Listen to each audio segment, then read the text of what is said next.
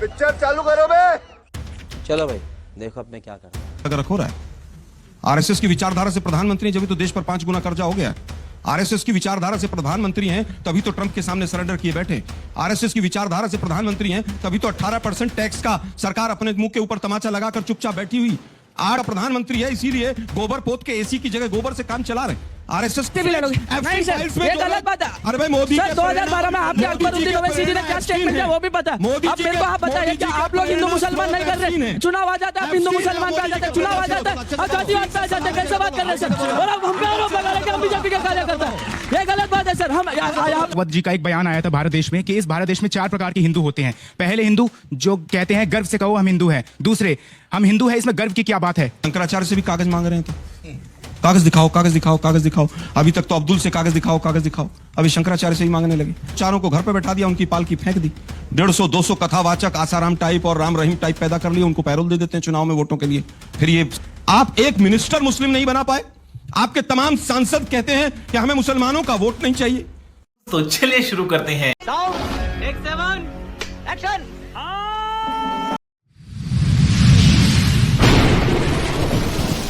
दोस्तों आज डिबेट में आलोक शर्मा ने सुधांशु त्रिवेदी के बीच डिबेट में हवा टाइट कर दी।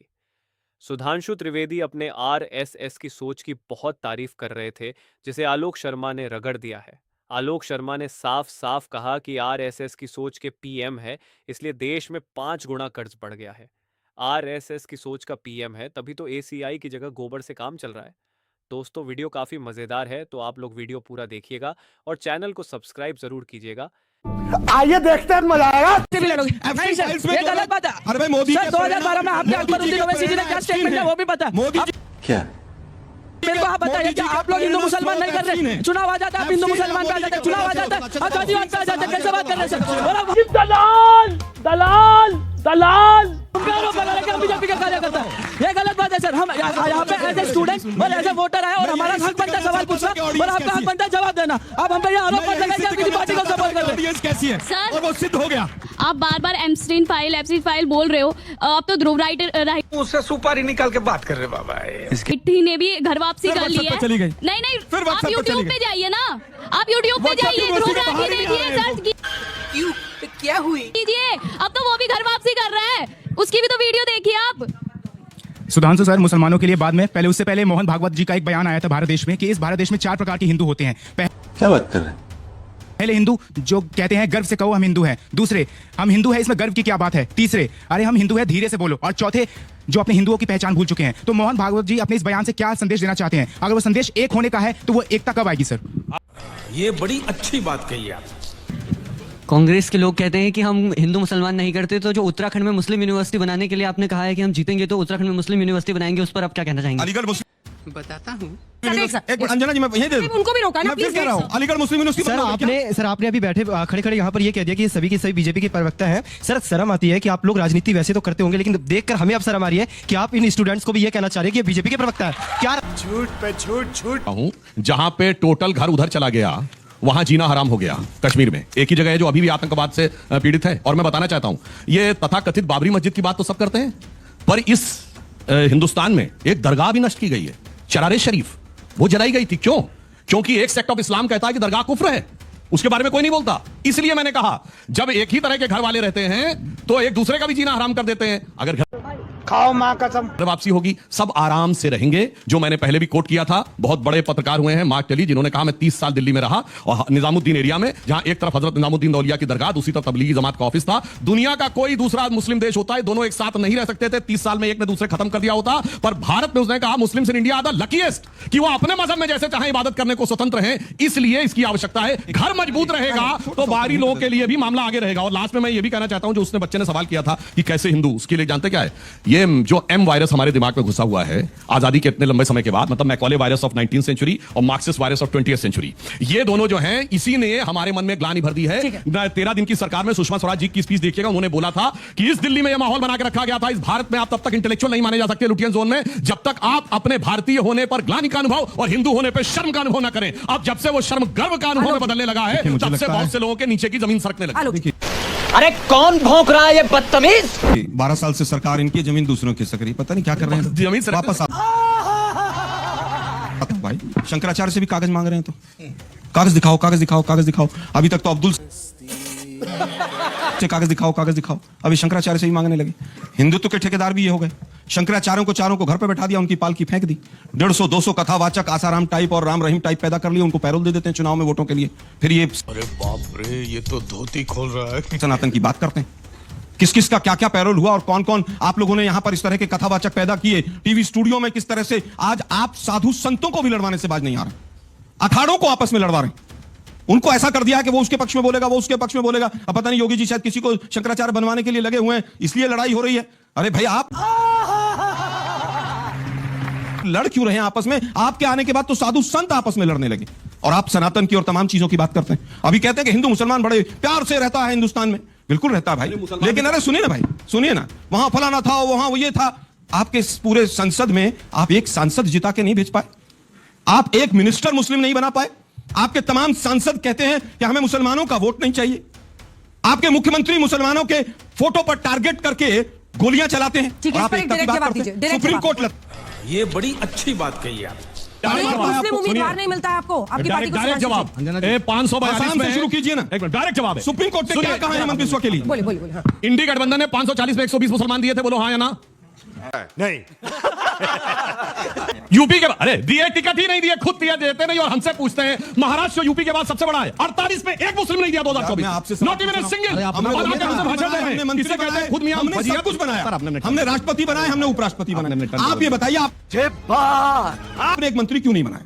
हमारे 3 मंत्री रह चुके हैं। वो नकवी जी कहां गायब कर दिए? उनका मगर सुनिए, हमने फिर आपने एप्स्टीन फाइल बहुत बोल रहे हैं आप हैं। एप्स्टीन फाइल में सुनिए, एप्स्टीन फाइल में मोदी जी का नाम कितनी बार है? 8 बार। राहुल गांधी का 6 बार, सोनिया गांधी का 4 बार, महात्मा गांधी का 25 बार, पोप का 1 बार। बोलो भाई किस किस पे बात करनी है? पोप जॉन पॉल सेकंड का भी नाम है। कहीं पर यह नहीं लिखा कि एप्स्टीन से कोई सलाह लेने गया था। मोदी जी केवल लेकर, और उसमें लिखा है कि इजराइल में नाचने गए। क्या सच है? किसने लिखा और क्या क्या लिखा है किस किस के बारे में? बताइए। एक मिनट, हरदीप पुरी ने कहा मैं 3-4 बार मिला हूं, बस। एक मिनट भाई, खुलासा हुआ जन्म से पहले 22 बार मिला आदमी। पूरा कर लीजिए। एप्स्टीन के जन्म से पहले ही महात्मा गांधी की डेथ हो चुकी थी, तो जिसका नाम उसमें आ रहा हो, पता नहीं क्यों एक यौन विकृत मानसिकता के सजाए याफ्ता अपराधी का नाम ले लेकर अपने गुनाहों को छिपाने का इससे दुर्भाग्यपूर्ण तरीका आपको नहीं दिखाई पड़ेगा। कॉन्फ्रेंसिंग के मंत्री करते हैं एप्स्टीन पे, और नाम हम ले रहे हैं। आदिल साहब, प्रेस कॉन्फ्रेंस किसने की थी? इनके मंत्री ने की थी। सफाई किसने दी थी? इनके मंत्री ने दी थी। एक मिनट, जब हरदीप पुरी जी थे, सुनिए, जब हरदीप पुरी जी ने जिस समय का उल्लेख किया उस समय वो क्या थे? कुछ भी नहीं थे। परमानेंट मैं फिर कह रहा हूं, बिना कुछ हुए वो किस तरह से भारत सरकार के बिहार सरकार कर रहे थे? हरदीप पुरी कौन थे उस समय पर? 14 से 17 तक क्या हो गया भैया? तमाम चीजों के लिए हरदीप पुरी को असाइन किसने किया? मोदी जी ने असाइन किया। मैं सिर्फ ये कह रहा हूं, हरदीप पुरी जी का जिस समय का उल्लेख है उस समय वो यूपीए सरकार में, संयुक्त राष्ट्र में भारत सरकार के यूपीए सरकार नहीं बोल रहे हो। आदिल साहब 14 के बाद यूपीए सरकार कब रही है? अरे मैं उस जमाने की बात कर रहा हूं भाई। आदिल साहब, एप्स्टीन को 2008 में अकबरुद्दीन ओवैसी पर उस बच्चे ने एक प्रश्न पूछा था। जी, अकबर ओवैसी साहब पर जो प्रश्न पूछा था, कोर्ट से एक्विटल हो गया है, पता कर ले बराए मेहरबानी। और ये भी बता दे कि वही अकबर ओवैसी साहब जो शिवरात्रि पर 2 दिन जो तेलंगाना सरकार जो छुट्टी देती है, उन्हीं की नुमाइंदगी पे लाल दरवाजा मंदिर 10 करोड़ रुपया मिला, उन्हीं की नुमाइंदगी में 18,000 गरीब बच्चों को पढ़ाते हैं। ना हिंदू देखते हैं ना मुसलमान, जो गरीब है उसको पढ़ाते हैं, वही अकबर ओवैसी पढ़ाते हैं। जाकर पूछिए, कोरोना काल में सबसे ज्यादा अगर मदद किसी ने हिंदुस्तान में कोई एमएलए किया, उसी अकबर ओवैसी साहब ने किया है। हिंदू कॉलोनियों, मुस्लिम कॉलोनियों, सबको बराबर राशन बंटवाया, वही अकबर ओवैसी साहब ने। दारुसलाम में ये बड़ी अच्छी बात कही आप।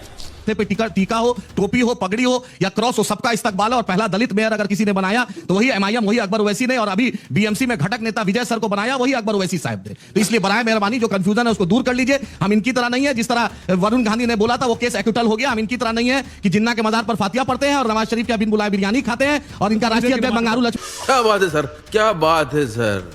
मन रक्षा दलाली किया था, पूरी दुनिया ने देखा है। हम इनकी तरह नहीं है, हम डंके की चोट पे हक बोलते हैं और इंशाल्लाह बोलते रहेंगे। हम आदम की औलाद है, ये भारत मेरी मिट्टी है, इसी मिट्टी पर सजदा करेंगे, इसी मिट्टी पे दफन होंगे। और जब भी देश को जरूरत पड़ी, चाहे टीपू सुल्तान हो, फजले हक खैराबादी हो, मीर उस्मान हो, अब्दुल हमीद हो, जब भी जरूरत पड़ी हमारे उलमाओं ने चटगांव से लेकर लाहौर तक ऐसा कोई दरख्त नहीं था जो देश की आजादी के लिए शहादत नहीं दी। सरफरोशी की तमन्ना हमने दिया, हिंदुस्तान जिंदाबाद के दाना हमने दिया, तिरंगा हमने दिया, क्विट इंडिया मूवमेंट हमने दिया। और जब भी आज ऑपरेशन सिंदूर में जब बैरिस्टर असदुद्दीन ओवैसी साहब गए तो यही भारत के लिए गए और पाकिस्तान को मुंह तोड़ जवाब हमने दिया। और इंशाल्लाह देश के लिए जब भी जरूरत पड़ेगी, जान देंगे ये बता दिए क्विट इंडिया मूवमेंट आपने दिया कि इन्होंने दिया? अभी आपने बोला हमने दिया। जरा जरा पे कर दीजिए। अल्हम्दुलिल्लाह मैं अभी सुनना चाहता हूं कि किसने दिया। मिथुन और जर्सी का कंपटीशन नहीं है। अरे बोलिए किसने दिया? नहीं है तो आपकी बात गलत है। या तो आप झूठ बोल रहे हैं या झूठ बोल रहे हैं। बोलिए कौन झूठ बोल रहा है? आदम की बेटी है। मैं केवल इतना कहना चाहूंगा, मैं अपनी माँ के पैर दबाऊंगा, मैं अपनी माँ को खाना खिलाऊंगा, तो दुनिया में जाके मैं ढिंडोरा नहीं पीटूंगा। मैंने अपनी माँ की सेवा की है। मैं कहना यह चाहता हूँ, आज तक एक भी हिंदू ने नहीं कहा कि मैंने स्वतंत्रता आंदोलन में भाग लिया और मैं हिंदू हूँ। और इनका यह कहना है मुसलमान हूँ और मैंने स्वतंत्रता आंदोलन में भाग लिया। तुमने एहसान किया अपने देश की स्वतंत्रता आंदोलन में भाग। अबे शक्ल तेरी बवासीर जैसी बातें तो अच्छी किया कर।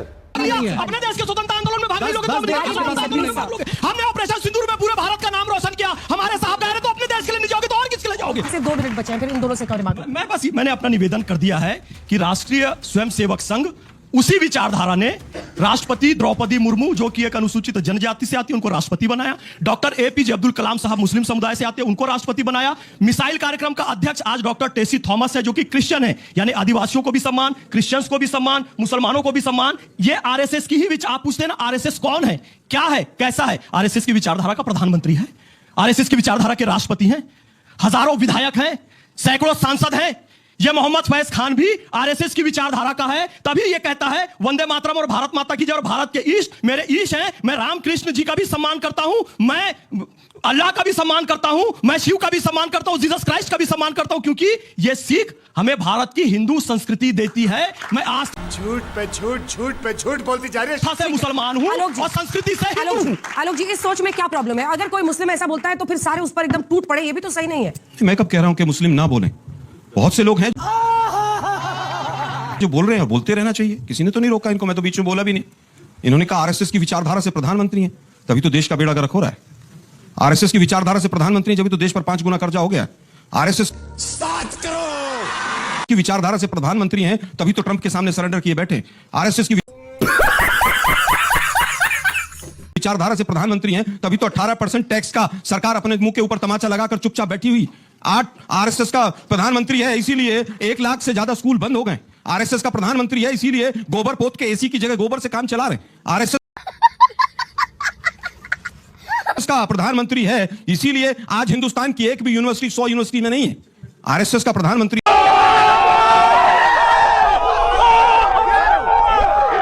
है, तभी तो चाइना का वो रोबोट वाला कुत्ता हमारे एआई के समिट में घूम रहा है।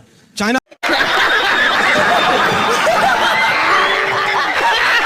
जिस तरह से 10 से ज्यादा गुना जो है यहां पर अपना एक्सपोर्ट बढ़ा रहा है, क्योंकि चाइना पूरी तरह से उसके सामने नतमस्तक।